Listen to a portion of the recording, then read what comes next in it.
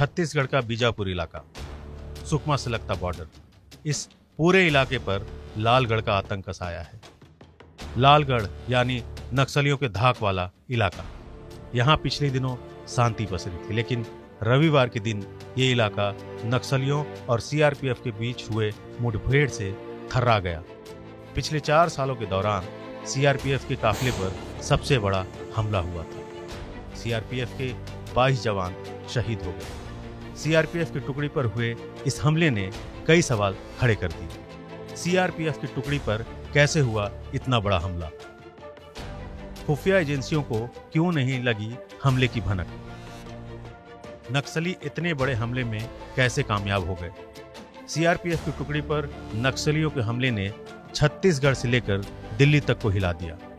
सबसे पहले समझते हैं कि ये हुआ कैसे। सीआरपीएफ की टुकड़ी पर नक्सलियों ने कैसे अटैक किया? दिन रविवार, समय दोपहर के 12:30 बजे। सीआरपीएफ की टुकड़ी को बीजापुर सुकमा इलाके में नक्सलियों के छिपे होने की जानकारी मिली थी।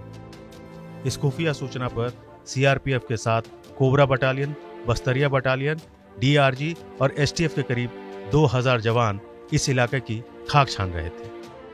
तर्रेम क्षेत्र के सिलगेर के जंगल में जोनागुड़ा के पास बीते करीब 2 दिनों से नक्सल विरोधी अभियान के तहत ऑपरेशन चल रहा था। शनिवार की सुबह ही इस टुकड़ी को खबर मिली कि जोनागुड़ा के पास बड़ी संख्या में नक्सली छुपे हुए हैं। इसी के बाद एक प्लान बनाया और फोर्स को उस इलाके में भेजा गया। अधिकारियों को जानकारी मिली कि बड़ी संख्या में नक्सली हैं, इसलिए जवानों की बाकी टुकड़ियों को भी इसी इलाके में भेजा गया था। लेकिन ये नक्सलियों का बड़ा ट्रैप था। नक्सलियों ने जानबूझकर यह खबर सीआरपीएफ तक पहुंचाई थी। ये घात लगाकर सीआरपीएफ की टुकड़ी पर हमले की योजना थी। अब जरा ये देखिए, नक्सलियों ने सीआरपीएफ की टुकड़ी पर हमला कैसे किया। इस पूरे इलाके में सड़क के किनारे ऊंचाई वाले जंगल झाड़ हैं। सीआरपीएफ की टुकड़ी सड़क के रास्ते आगे बढ़ रही थी। नक्सली यू शेप में घात लगाकर बैठे थे। जवान जैसे ही इस इलाके में पहुंचे, नक्सलियों ने चारों तरफ से गोलियां बरसानी शुरू कर दी। वो ऊंचाई वाले जगहों पर बैठे थे, जहां से वो सीआरपीएफ के जवानों पर आसानी से निशाना लगा सकते थे, जबकि जवानों के लिए फायरिंग का जवाब देना मुश्किल था। नक्सलियों ने फोर्स के जवानों के लिए ऐसा चक्रव्यूह तैयार किया था जिससे बाहर निकलना मुश्किल था।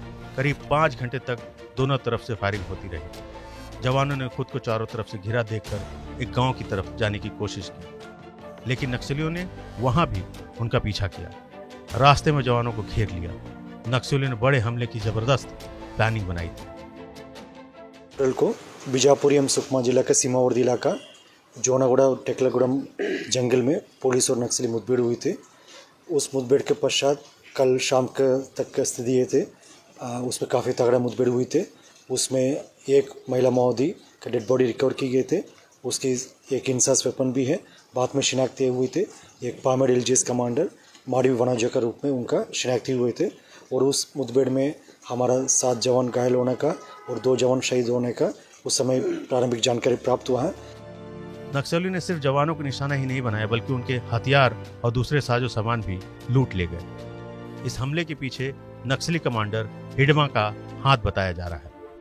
जवाबी हमले में 9 नक्सली के मारे जाने की जानकारी भी मिली है। बस्तर के आईजी पी सुंदर राज ने बताया है कि जहां मुठभेड़ हुई है वह इलाका झीरम हमले के मास्टरमाइंड नक्सली कमांडर हिडमा का गांव है।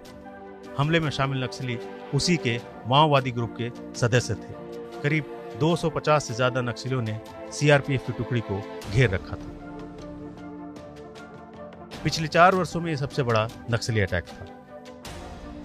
इस हमले में 22 जवान शहीद हो गए। 31 घायलों का इलाज हॉस्पिटल में चल रहा है। शहीद हुए जवानों में डीआरजी के 6, एसटीएफ के 6, कोबरा बटालियन के 9 और बस्तर बटालियन के 1 जवान शामिल है। नक्सली बड़ी तैयारी करके आए। उनके पास यूजीएनएल, रॉकेट लॉन्चर, इंसास राइफल और AK-47 जैसे खतरनाक हथियार थे। ये मुठभेड़ दोपहर करीब 12:30 बजे शुरू हुई और शाम के करीब 5:30 बजे यानी पूरे 4 घंटे तक चलती रही।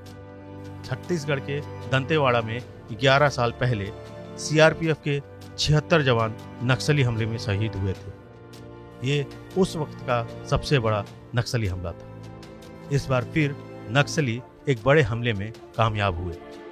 लालगढ़ में नक्सलियों के आतंक की एक और कहानी लिखी गई। ऐसी खतरनाक कहानियों का सिलसिला कहाँ जाकर रुकेगा, कहना मुश्किल।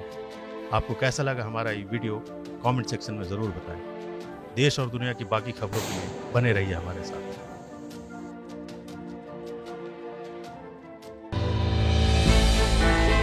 हमने की गलती फिर एक बार, कोरोना ने किया दोबारा प्रहार। मास्क, 2 गज दूरी, करें अपनी सुरक्षा पूरी। कोरोना टीका हम सबको लगाना है, मिलकर साथ समझदारी से कोरोना को हराना है।